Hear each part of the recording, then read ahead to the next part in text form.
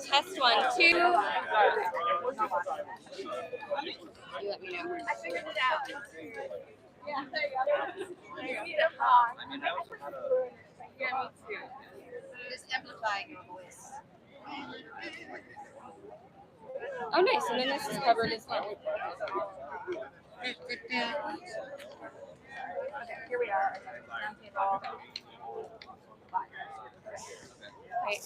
Hello, everyone. Test 1, 2. We're doing a quick sound check because that's what we do in arts education. I hope that you can hear me. 1, 2. Check 1, 2. How's the sound? Feeling, Becky, over on your end? Feeling good? Great. Oh, okay. Great. That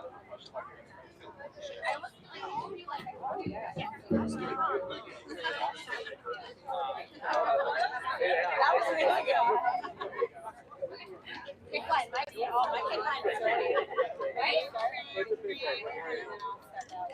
Wait, now I really want to.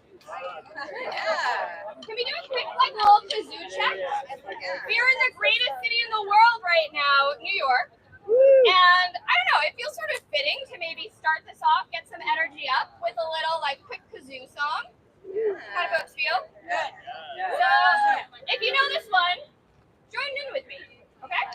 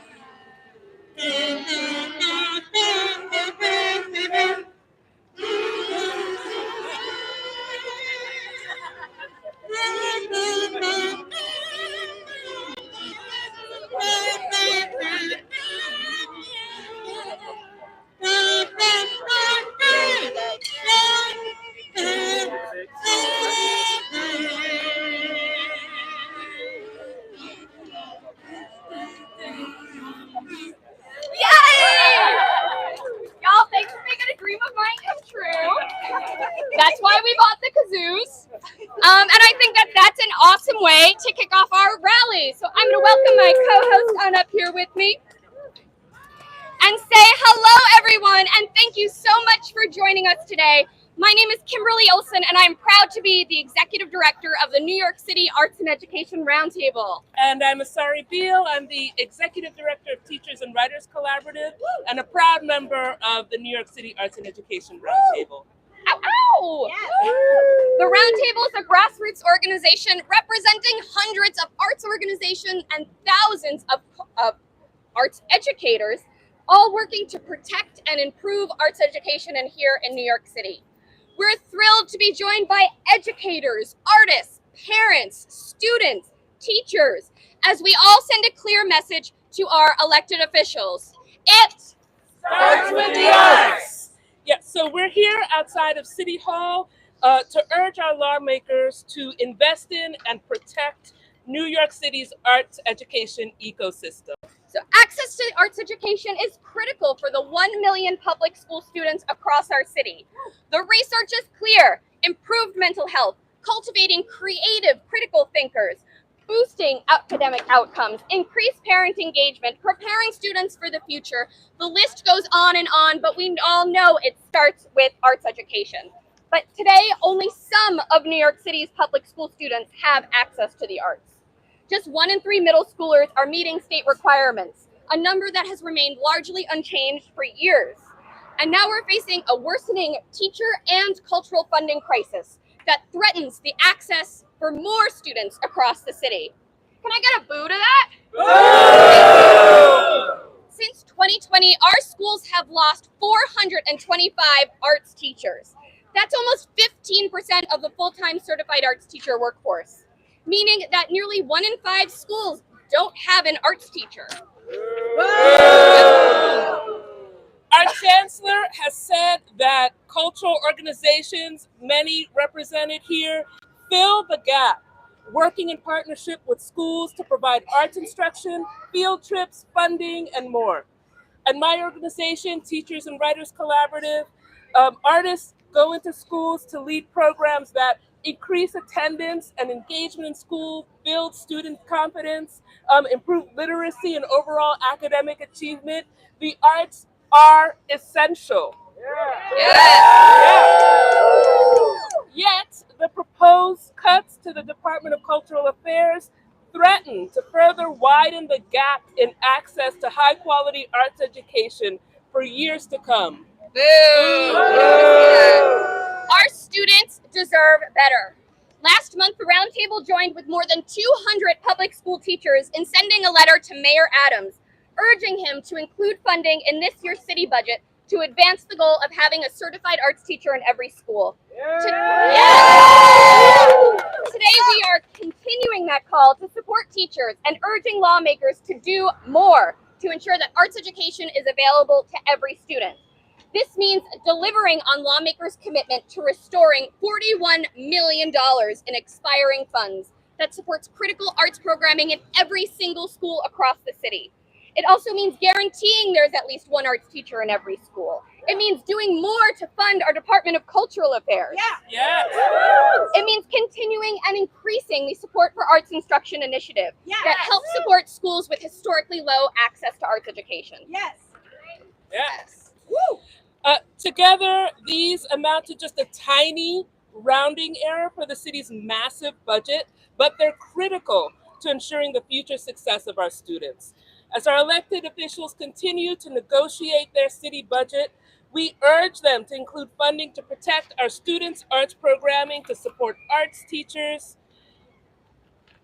and to provide more funding to expand arts opportunities so that every student has the same access. Phil, can I get a chant? Where are you? Yes, Phil! I say it. You say starts with the arts. It Starts with the arts! It Starts with the arts! learning. Starts with the arts! Learning. Starts with the arts! Community. Starts with the arts! Community. Starts with the arts! Success. Starts with the arts! Success. Starts with the arts! Fun. Starts with the arts! Fun. Starts with the arts! Joy. Starts with the arts! Joy. Starts with the arts! Education. Starts with the arts! Education. Starts with the arts! Give us all around.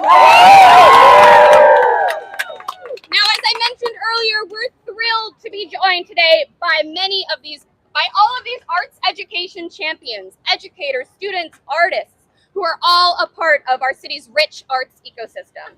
And we're going to hear from a few of them today to talk about the importance of the arts in our schools and communities. And so with that, I'm first going to introduce Betty, who is one of our It Starts with the Arts student artists, and also a New York City public school student. Welcome, Betty!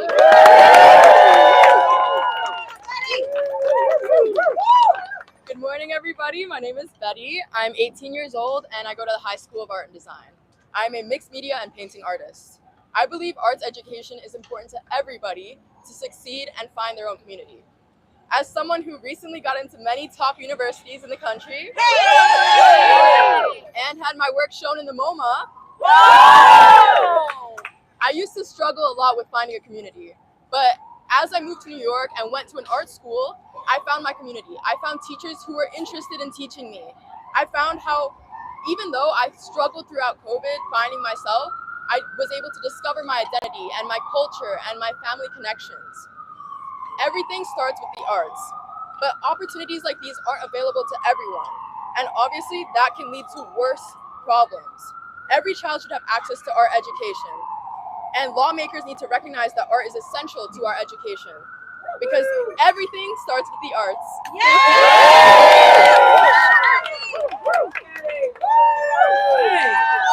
Amazing, thank you.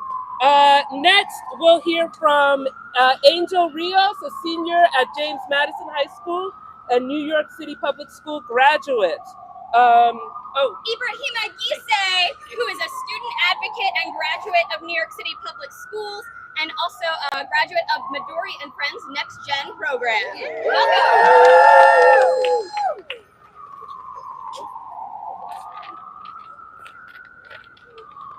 Hello. Hi. How's everybody doing today?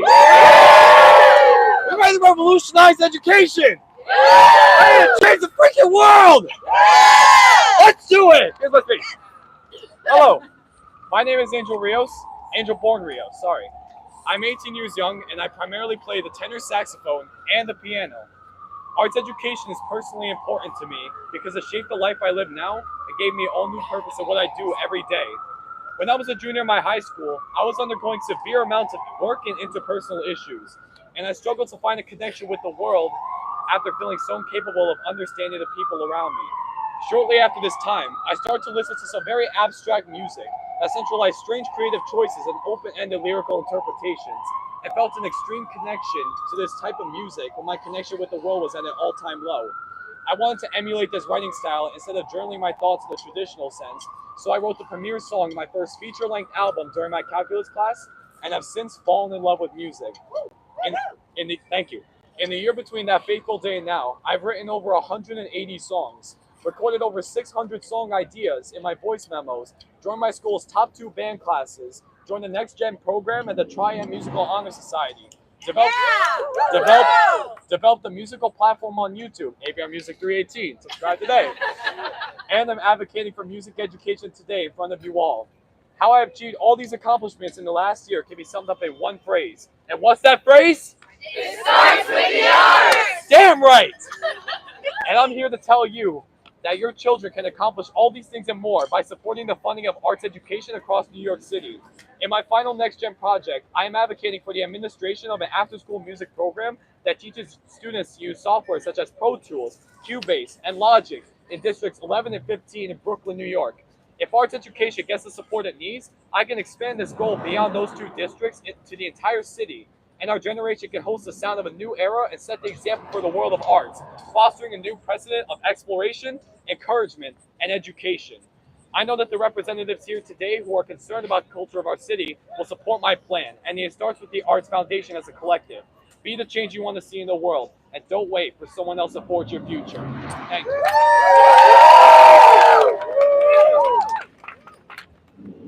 Hello, my name is Ibrahim Agise, and I am a continuing student at USC, Jordan School of Music, studying classical guitar and psychology. Project loud and proud. Yeah.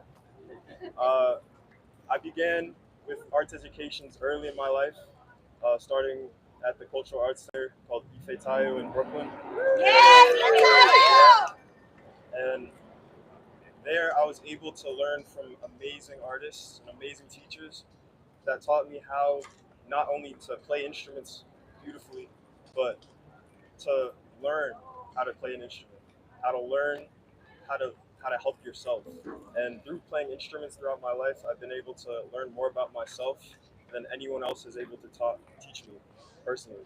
So my main message here is like to provide students with an opportunity to learn about themselves more and have opportunities appear for them in different ways. It's the most like invaluable thing you can provide a student. Yeah. And the main thing to take away starts with arts. Thank you.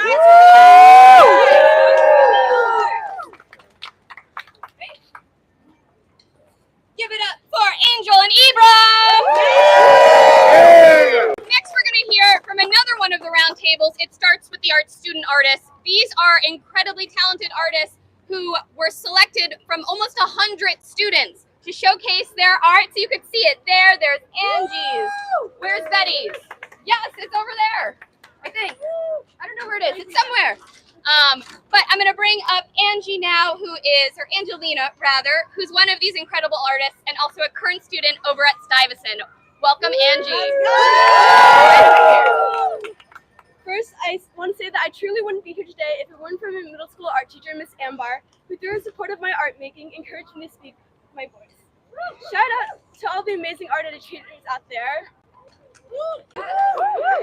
And despite the chaos of life, insecurities, and so much pressure, art helped me find my voice in my community. I found power. But not everyone has access to these opportunities. Young people today are growing up in the most connected world we've ever had, and yet it's so easy to feel alone. Through our phone screens, we're faced with a barrage of information, climate change, discrimination, humanitarian crises. And every day when looking at these headlines, I felt like I had no control. So how do you get an entire generation of people to start realizing that their voices count? The answer? It starts with the arts! The piece I created for the It Starts With The Arts contest is titled Blossoming Bonds from the Moment I Connected with My Mom, Your Drawing. Art inspires connection and reminds us of our shared humanity. It's something that's so important to foster in an increasingly fragmented world. It even transcends language and cultural differences. Creating art means harnessing your power. Every child needs access to the arts and the right teachers who will inspire them. Taking this away not only robs students of a means of self-expression and communication, but also a way to wield their voices. Lawmakers of New York City have an ability to make a difference for us, the next generation, and for the future. We need to ensure that access for the arts is protected and something we can enjoy for years to come.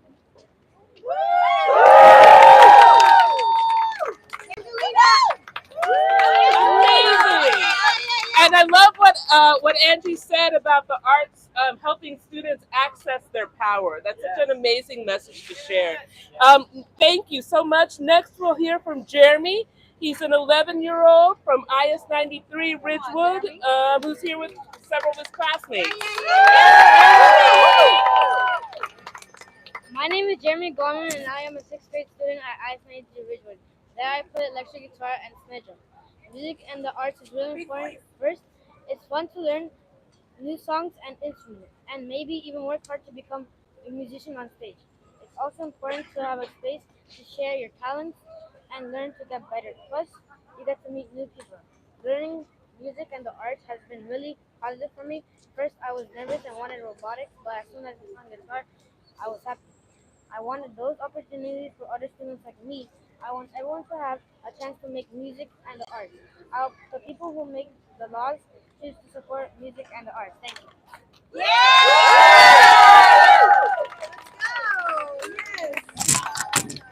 And so Jeremy is here with his middle school IS 93. We're going to hear a pretty bold performance from them in just a little bit.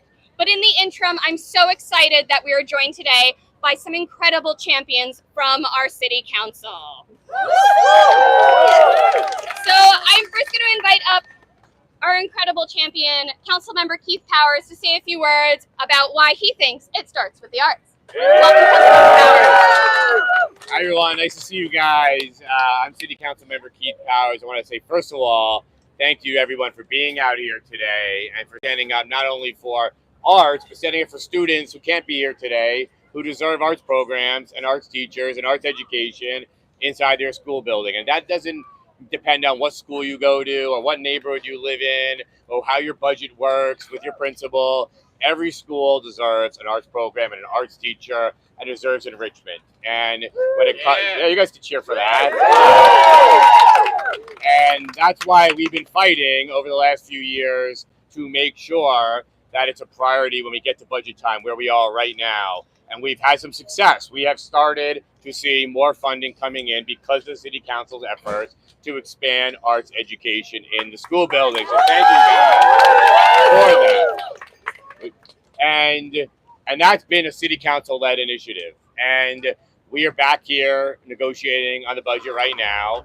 And we are going to continue to make sure that the city council raises its voice very loud to make sure that every school and every student gets the arts education that they deserve. Are you guys going to join us in that fight?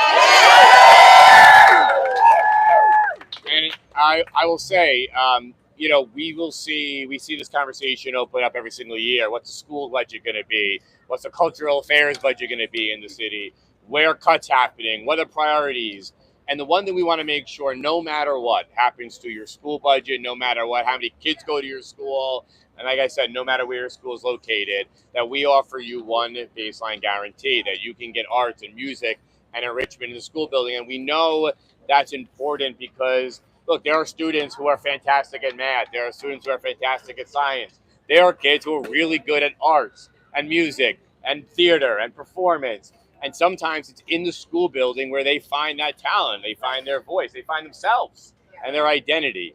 And so that is why it's so important to make sure they have it. And you will look at those budgets and you will see Some schools who are doing it fantastically, who invest in it. Their parents talk about it. The school kids want it. And you'll see schools that don't have it. And that feels unfair, it feels unequal, and it feels like the city that we are not aspiring to have. So we are there, we are fighting, the council's raising its voice, we are talking about it. I want to let you know it is a priority of the council to continue to maintain that funding that's there, to go further. I'm really glad to be joined by a colleague here, Councilmember Hanif from Brooklyn, who is also joining to lay her voice. So thank you guys for being here. I'm not joking when I say a thank you. It matters that you guys are here and making sure that as we get to the crunch time, that you are raising your voices and making sure the council and the mayor and everyone hears that voice. I have to leave you because I have like 20 crazy things I got to run out to do, but it was really important for me to be here, be part of this today. So I'm going to call up my colleague. Can I do that? I want to call from Brooklyn, someone who's joining and loud and vocal about her support for ours. I want to give you Councilmember Shahana Hanif. Could we give a big round of applause for my colleague, Councilmember Powers? Good afternoon, everyone. Brooklyn's in the house! It should be no surprise that I was a theater kid. And I like to say that theater kids go on to becoming elected officials. Yes. So we are also cultivating the next generation of elected leaders who will protect this city, who will ensure that no matter who comes into our city, they are cared for and welcomed with dignity and compassion. So for me and my sisters, it's the arts that kept us safe. It kept us emotionally regulated. We were three rebellious daughters of immigrant parents who were just figuring it out, trying to understand this city, their place in this city. And if it weren't for chorus, if it weren't for musical theater, and just simply the arts, I would not have come this far. The arts strengthened my ties with my family. And it is just imperative that every school has an equitable arts program and a variety of arts courses to be able to reach students who might want to be a part of a play, or who might want to be a part of their concert choir. And what this does also is that it inspires and encourages some of these students to go on to pursue careers in the arts. When we don't have stable arts programming or the brilliant arts teachers who are there full time and not just coming in to offer a course, they're there full time, they're on a 10-year track, we are giving students the opportunity to see themselves as future art teachers. That's what we want. We want to be able to show that the arts can be a good paying job, that it is a career track that is dignified. And so I am here to show my tremendous enthusiasm for It Starts With Arts, because it absolutely does. It is foundational for a stronger and more representative democracy. And every student in New York City deserves this opportunity. Thank you all so much.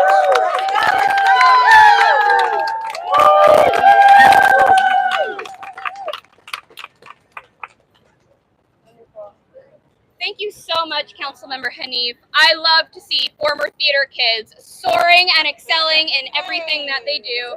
Also, as a theater kid myself. And so with that, next I'm going to turn it over to a member of our cultural community. And so I'm going to invite up some colleagues from Education Through Music, which is a roundtable member, Janice Weinman, who's the CEO, and Liz Chidester, who's a music teacher who works with them as part of PS 140. Welcome. Hello, everybody, and thank you so much for coming out, and thank you to our council members and to the roundtable for having organized this. As you know, I'm Janice Wyman. I'm the CEO of Education Through Music, We are a nonprofit organization dedicated to bringing music ed programming to all students in New York City public schools. We think that arts and music programming should be a core academic program for all students, no matter their background, no matter their zip code, and no matter the school that they attend. Yes. Yes. We partner with schools to support over 18,000 students each year in all 5 boroughs and in almost every community in New York City.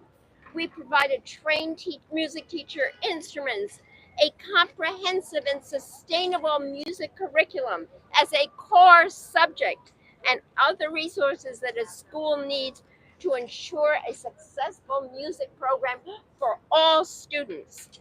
We think that the arts and music programming, as I said, should be a core subject. And yet, according to the Department of Education, as you've already heard, over 700 public schools still do not have a music teacher. And the majority of these schools, and this is important, are in underserved areas of our city. Rich kids get music education and poor kids do not. We think this is a travesty that the city must address immediately. Yes. Yes. In fact, a recent study has found that on days that students have music class, they are much more likely to attend school. It's simple. More music equals higher attendance and better student outcomes. I would like to believe that all of the research has persuaded policymakers that music and arts education should no longer be viewed as an extracurricular program, but as a core component of all students' educational careers. If we want to improve academic performance, increase attendance rates, and develop students' social and emotional skills, there is no better way to do it than to hire more music and arts leaders. Thank you so much. Hello, my name is Liz Chittister, and I want to talk to you about being an arts student and also an arts teacher. I grew up in the rural South, where they had also divested in the arts. But the only reason I am here in the epicenter for the arts in our country, the epicenter for the arts in the world, is because a music teacher believed in me, because a drama teacher believed in me, because a dance teacher kind of believed that I could get better. So that is very important. Every beautiful person I have ever met, every amazing place I have ever been, is because of the arts. It has made me a more empathetic person. It has made me a person who understands the world better. As a music teacher, I can tell you what I see and what I feel and what I hear. And what I know is that when the students come into my room, they were frowny face in the hallway and they are happy face in my classroom. And they are communicating with each other in a completely different way that they didn't even imagine they could. They are actually listening to each other. They are actually looking each other in the eyes. And I cannot tell you how important that is for the future of our country, for the future of our world. Yes? We need to be passing along positive messages through songs that will stick in their heads for the rest of their lives. This is the song that never ends, right? I just want to say that we don't need to just be teaching our students how to make a living, but why there is a reason to be alive. Thank you.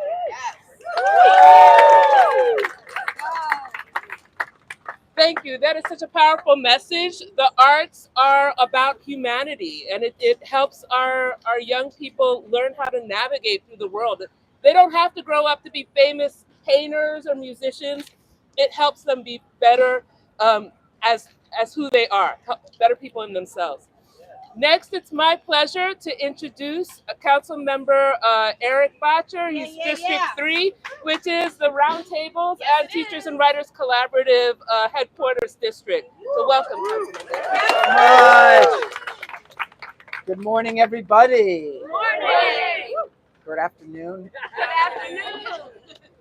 Eric Botcher here, council member for Council District 3, which is the west side of Manhattan, West Village, Chelsea, Hell's Kitchen, Broadway, off Broadway, many incredible arts organizations that do work in our schools and with our young people after school, weekends.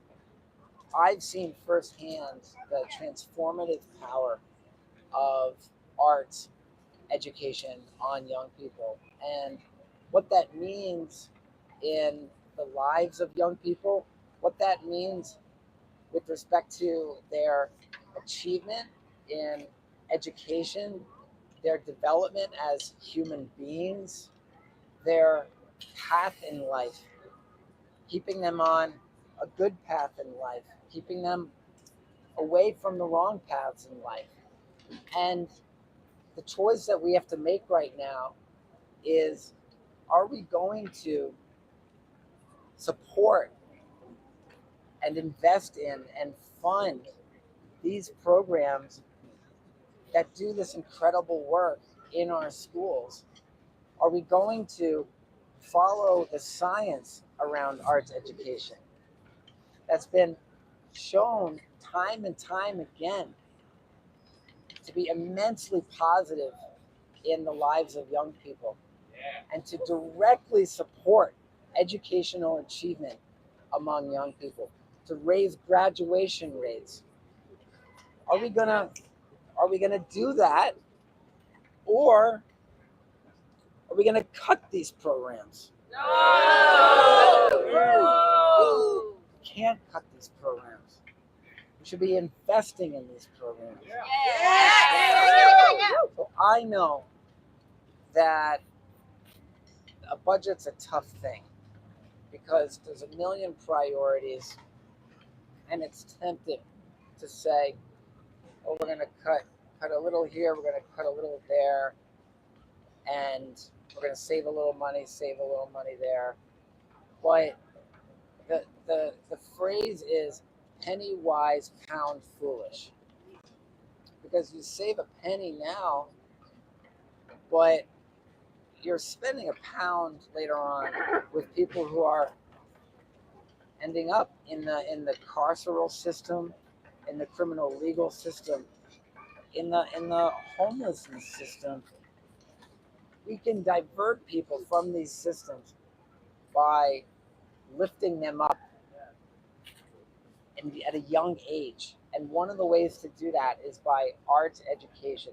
So my colleagues and I in the city council are going to be fighting for arts education funding in this budget, standing with all of you, standing with the millions of New Yorkers who benefit from these programs every day.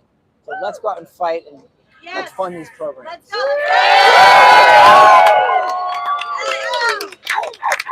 Thank you so much, Councilmember Botcher. Give it up for one of our incredible arts education champions. Thank you so much. And now, it is my great pleasure and privilege to introduce you to an incredible arts educator, Frankie Descola, who is an incredible music teacher over at IS 93 in Ridgewood, among the head of government affairs for the Music Educators Association of New York City, MIANICE, among many other things. Frankie, thank you for joining us. I'll have you take it away. So thank you so much for having us today. IS 93 is in Ridgewood, Queens in District 24. We service about 1,100 students from all over Queens, New York, and our music department actually services about 30% of our student population in that school building. And for you today, we have the Rams, we have the IS 93 Ridgewood Marching Rams. Band,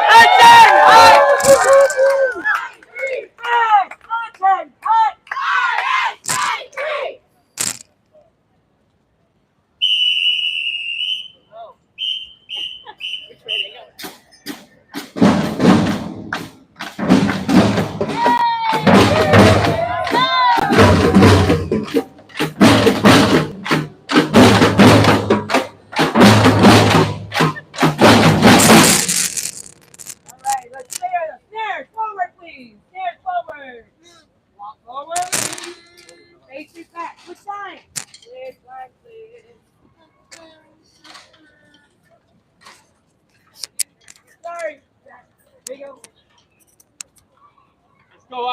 93.